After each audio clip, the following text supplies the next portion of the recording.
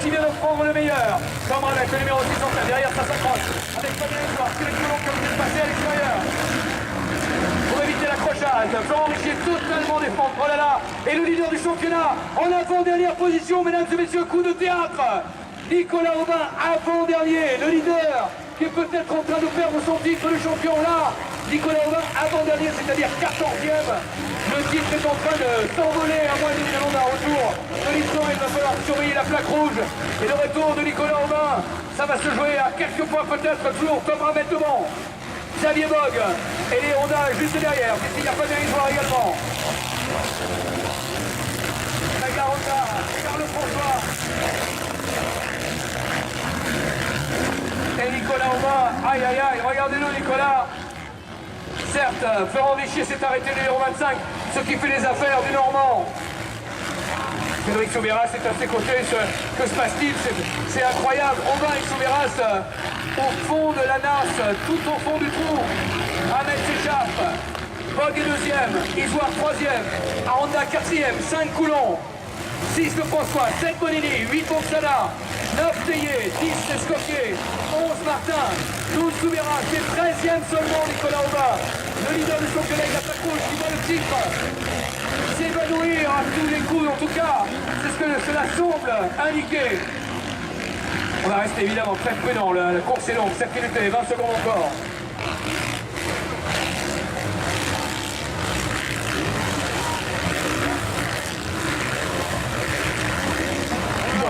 Qui tente à creuser l'écart.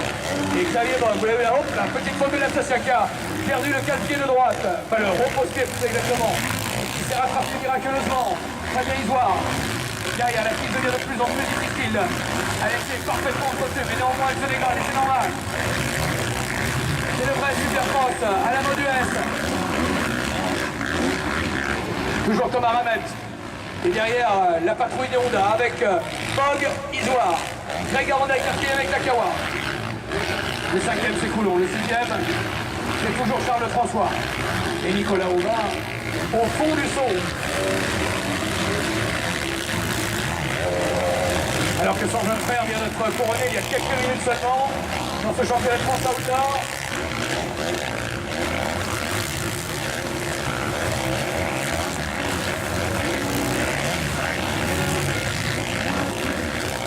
Voilà, une petite carte de gagner également pour Nicolas Aubin. C'est toujours ça, de prix sur Christophe Martin, en tête de la course, on vous le rappelle.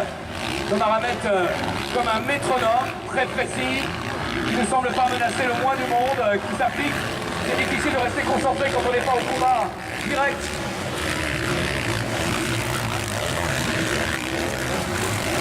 Ramette, Bogue, Isoire, Aranda, Coulon. Le François Bonini Roudorou, sans oublier Boxana, Escoffier et Souberas qui a pris le meilleur sur ballon appuyé. Souberas qui était parti très très loin, Cédric numéro 85.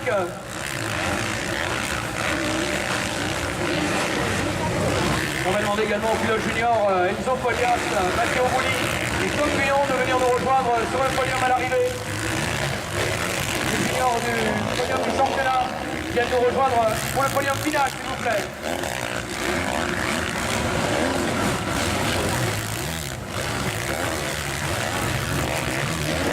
On a bien sûr les grands rendez-vous, les fins de saison avec les différents championnats, les rendez-vous parisiens qui remplacent évidemment, les rendez-vous des championnats du monde, le Grand Prix de France, le Grand Prix du pays de Montbéliard, qui s'écrira à Villars-sous-Écon dans quelques semaines, et le motocross des nations où la France a un titre à défendre également, du côté de Master-Livacine en Grande-Bretagne,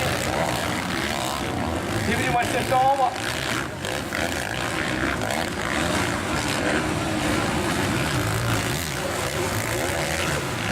Ça se repère en tête de la course, attention Thomas Ramette, qui était un peu endormi dans un train de sénateur là, est en train de se faire reprendre par les deux pilotes Honda. Les deux pilotes Honda qui reviennent et qui lui mettent une pression sur Tom Ramette que l'on croyait à l'abri de toutes mes aventures, eh bien, que nenni. Ramette, toujours leader, derrière, attention, Bogue et Isoire se font menaçants, ils nous ont entendus. Tom Ramette, c'est que maintenant la pression est là, on voit que la précision du frère arrière de cette qui n'est pas aussi efficace impeccable en tout cas, en début de course. Voilà, il n'est pas aussi bien que ça, Tom Ramel, que se passe-t-il? Pas qu'il connaisse une crevaison ou quelque chose comme ça, ou alors juste un moment de fatigue, il était bien essoufflé tout à l'heure en demi-finale. Attaque à l'intérieur, non. Tom Ramel qui est vraiment sur la place directe, le Xavier Bogue. Ah, et le pilote alsacien semble beaucoup plus incisif alors qu'il est. Il n'est pas bien, Tom, il n'est pas bien. Je ne sais pas ce qui se passe pour Tom Ramel, mais il est beaucoup moins aérien et efficace que durant le début de course, le début de soirée. Tom Ramel à l'attaque avec Xavier Bogue qui passe.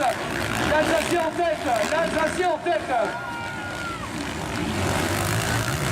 Et j'ai l'impression que ça n'est pas terminé. Tom Ramel, point rouge autour de lui. Devant, derrière. Ça revient même avec Greg Aranda et Cyril Poulon.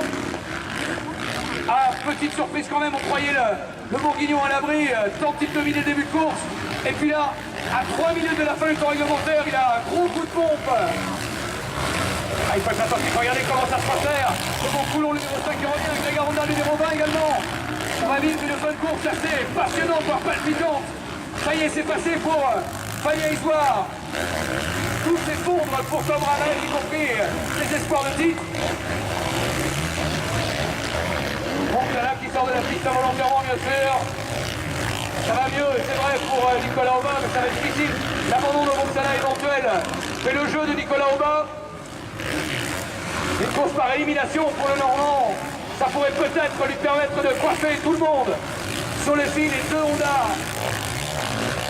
Avec Bogue, avec Isoire. Avec évidemment le retour de Greg Aranda, que l'on dit un petit peu moins préparé, bien. Ce n'est point le cas, mes amis. Aranda qui revient sur Tom Ramel. L'équipe de défaillance impressionnante.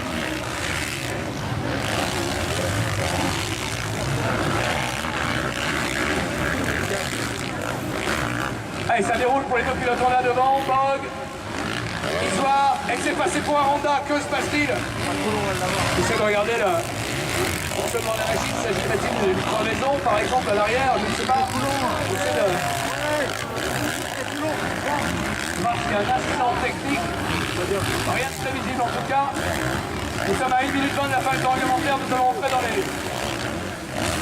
3 derniers tours, vraisemblablement, on va sur rien de tout à l'heure.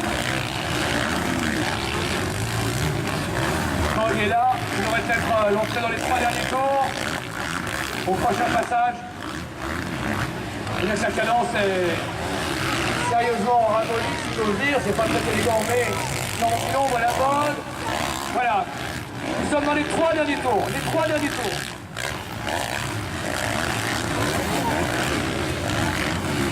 Et Nicolas Aubin qui se bat, évidemment. Et qui est tombé maintenant sur Adrien Escoffier, solide gaillard là encore. Il semble à court de conditions, là, Nicolas Aubin, c'est pas le cas. Hein. Solide Nico, il va prendre le meilleur, ça y est, il est passé Nicolas Aubin à l'intérieur. Le passage de l'intérieur de Nicolas Aubin qui prend le meilleur sur Escoffier. Ah, il revient, pilote après pilote, ça sera peut-être suffisant. Rien n'est moins sûr. Course vraiment surprenante, on a vu des défaillances à tous les niveaux. C'est pas le cas bien sûr des deux pilotes Honda, avec Xavier Bogue. Voilà, comme annoncé, qui rentre dans les 2 derniers tours. Nous sommes dans les 2 derniers tours maintenant.